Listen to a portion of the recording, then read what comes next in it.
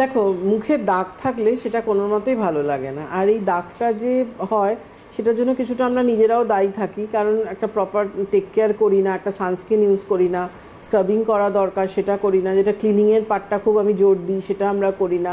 নানা কারণ থাকে যার ফলে কী হয়, আমাদের মুখের মধ্যে দাগ ছোপটা পড়ে যায়, যেটাকে আমরা ব্লেমিশ বলি। ব্লেমিশ স্পট, যে কোনো স্পটকে আমরা ব্লেমিশ বলি।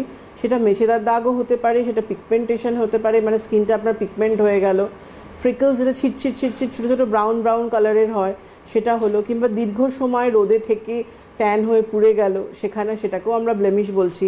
অ্যাকনিগুলো ধরো বসে গিয়ে অনেকের কালো কালো দাগ হয়ে যায়, সেটাকেও আমরা ব্লেমিশ বলছি।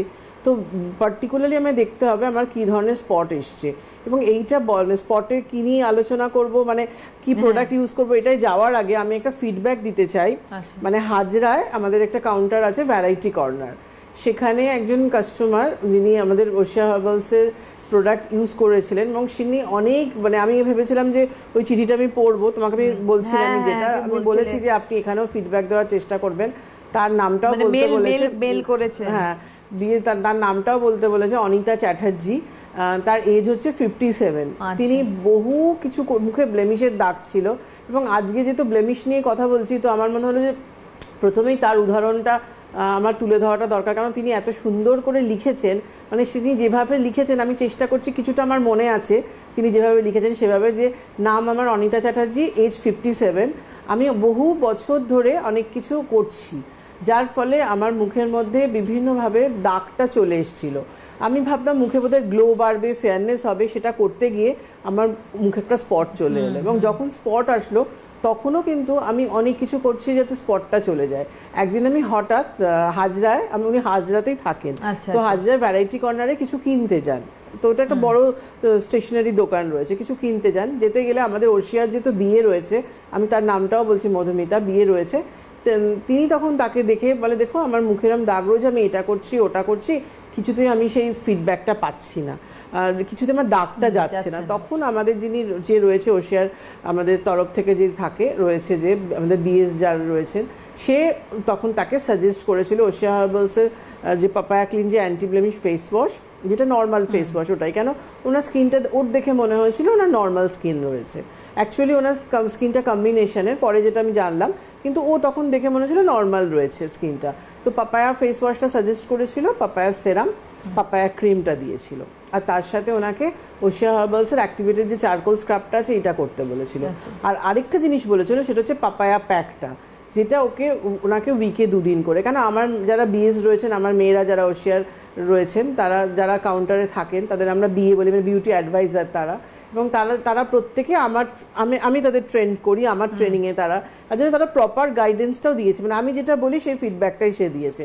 দেওয়ার পর, এবং উনি সেটা বললো যে দেখো আমাকে তুমি এতগুলো প্রোডাক্ট দিচ্ছ, আমি যদি বলো আপনি ইউজ করে আমায় শুধু বলবেন।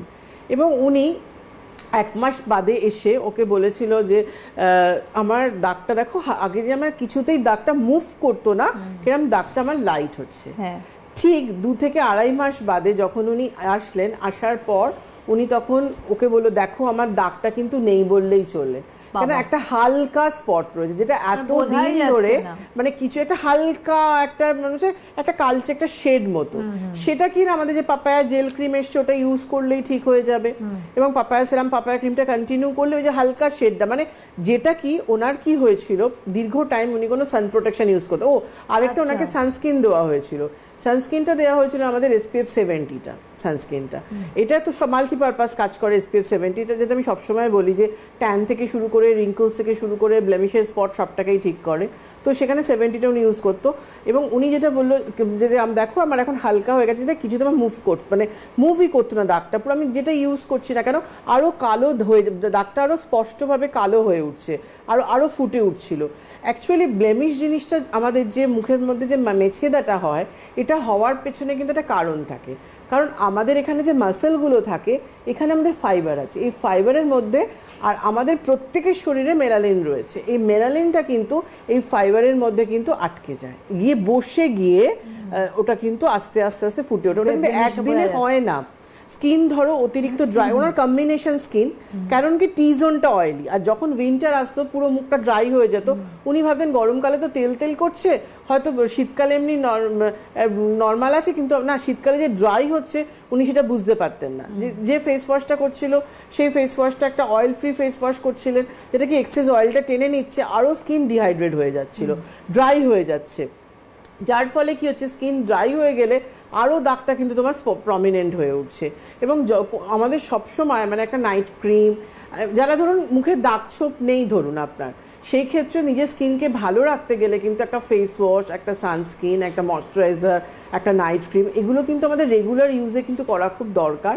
এবং আমি যেটা সবসময় জোর দিয়ে থাকি, ক্লিনিং, টোনিং, ময়শ্চারাইজিং, সিটিএম, সেটা তো অবশ্যই দিনে 2বার করে করতে পারলে খুব ভালো, এই প্রবলেমটা আসবে না। কিন্তু যাদের ধরুন প্রবলেম এসে গেছে, আমি চাই অনিতা চ্যাটার্জি যেভাবে আজকের ফিডব্যাকটা আমাদের এত সুন্দর হোয়াটসঅ্যাপে লিখে উনি চিঠিটা পাঠিয়েছেন, আমি মনে হচ্ছিল চিঠিটাই পড়ি, যে এত সুন্দর করে যে আমি এতটাই উপকৃত, এবং দিদি আপনাকে থ্যাঙ্কস এবং ওশিয়া হার্বালসকে থ্যাঙ্কস, যে আমি এতদিন ধরে যে চেষ্টা করছিলাম যে আমার মুখ ফেসে দাগটা চলে যাক, আমি হয়তো ভাবছি আমার এজটা 57 হয়ে গেছে বলে হয়তো আমার দাগটা যাচ্ছে না, কিন্তু আজকে আমি বুঝতে পারছি যে ওশিয়া হার্বালস শুধু মুখে কথা বলে না, কাজে করে দেখায়। একদম, মানে আমি যে বলি ওশিয়া হার্বালস মানে কথা বলে ওশিয়া হার্বালসের প্রোডাক্ট, এবং সেটা কিন্তু সেম ভাবে কিন্তু উনি এত সুন্দর করে লিখে আজকে পাঠিয়েছেন।